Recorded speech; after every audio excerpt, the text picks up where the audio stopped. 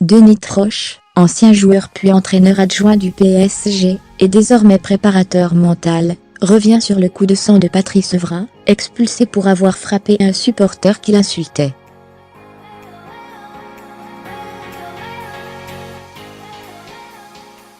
Longtemps entraîneur de football, Denis Troche s'est reconverti dans le management et la préparation mentale.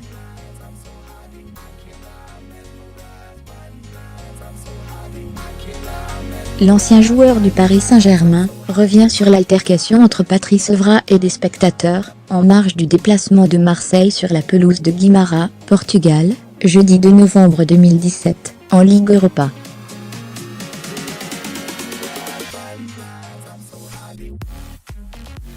Quelle a été votre réaction au geste de Patrice Evra ?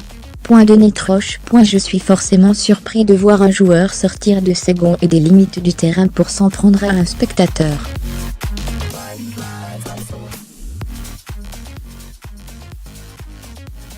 Le geste est hors norme. On est toujours interpellé par la sécurité des joueurs, présents pour pratiquer un sport, et parfois empêchés de le faire dans des conditions normales, à cause d'un public qui peut se mettre en transe.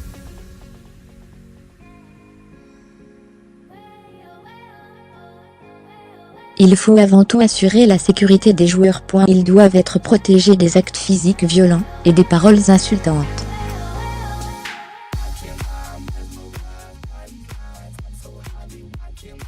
Un joueur qui crache, insulte ou tape est sanctionné de la même façon. On peut penser qu'ils doivent aussi être protégés.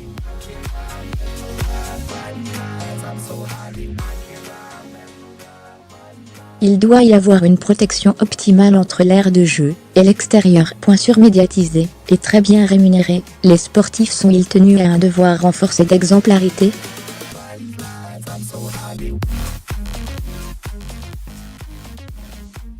L'exigence n'est pas en relation avec la rémunération. Qu'on soit dans un club de 3e division, de district ou en Ligue des Champions, les comportements doivent être exemplaires, dans le respect des règles, d'autrui et de soi-même.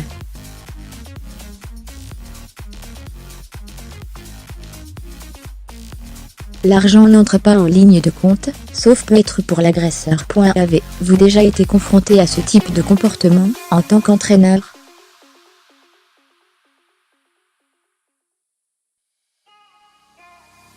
Bien sûr. Quand les résultats ne sont pas en adéquation avec les ambitions du club et les attentes des supporters, il peut y avoir une animosité entre les deux.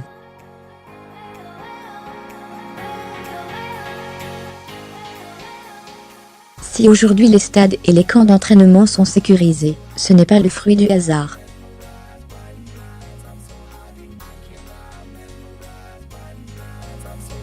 Parfois l'enjeu prend l'ascendant sur le sport et ses valeurs. C'est inquiétant.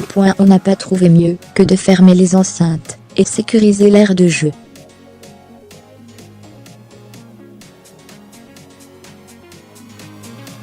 Il y a une nécessité de doter les joueurs d'outils mentaux pour se protéger et éviter de sortir de leur mission, qui est de jouer un match dans les meilleures conditions possibles.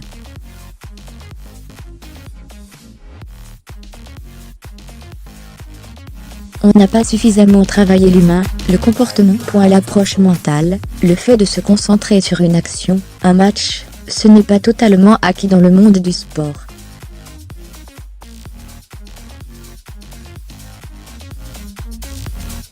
Il y a des prémices. C'est fondamental. Il ne faut pas mélanger le jeu, le match et les comportements hors normes qui peuvent exister.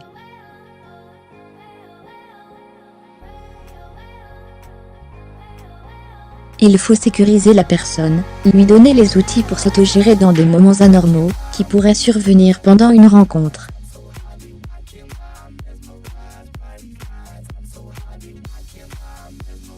Face à l'agressivité, il faut être protégé physiquement, par l'organisation et les institutions, et mentalement d'une colère qui peut parfois être légitime.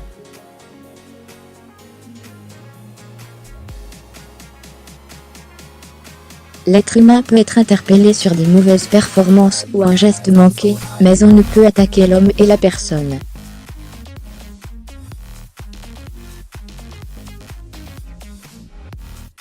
Quand les sportifs sortent de leur gonds, c'est généralement après avoir été touchés profondément.